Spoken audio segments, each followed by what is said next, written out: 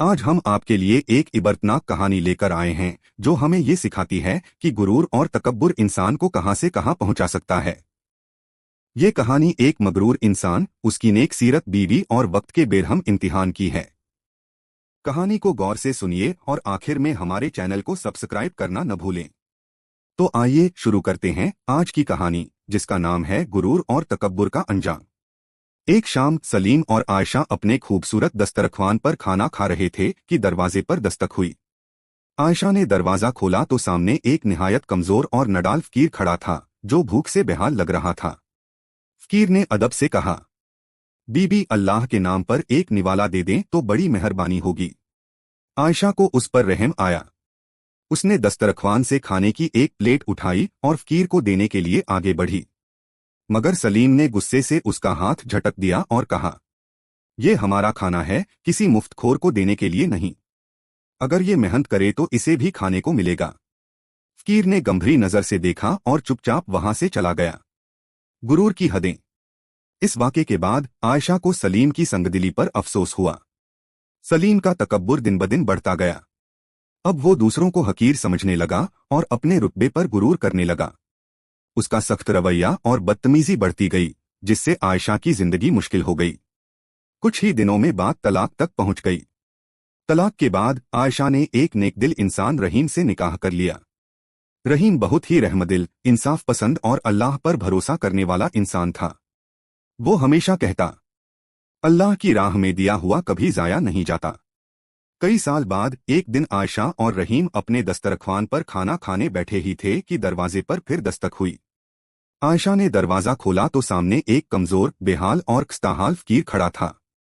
उसके चेहरे पर भूख और मायूसी थी, उसकी आंखों में गम छुपा था। आयशा को लगा कि ये चेहरा जाना पहचाना है, लेकिन वो पहचान नहीं पाई। आयशा जल्दी से खाने के कुछ टुकड़े लेकर बाहर आई और फकीर को देने लगी, मगर जैसे ही उसने फकीर को गौर से देखा, उसकी आंखों में आंसू आ गए।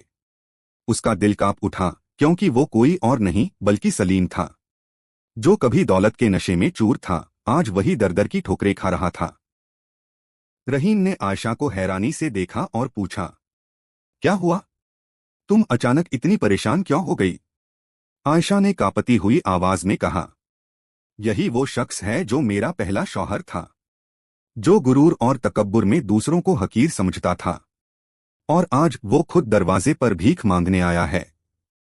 रहीम ने मुस्कुराकर कहा, मुझे भी तुमसे एक बात कहनी है। आयशा ने हैरत से उसे देखा। रहीम ने कहा, याद है तुम्हारे पहले शौहर ने जिस फकीर को खाना देने से मना किया था? वो फकीर मैं था। मैं आजमाइश में था। अल्लाह ने मुझे नवाज दिया और उसके तकब्बुर ने उसे जमीन पर गिरा दिया। आयशा का दिल अल्लाह के खौफ से लरस गया। आज वो खुद देख रही थी कि अल्लाह गुरूर करने वालों को कैसे गिरा देता है और आजिजी अपनाने वालों को कैसे बुलंदी देता है। अल्लाह का इंसाफ।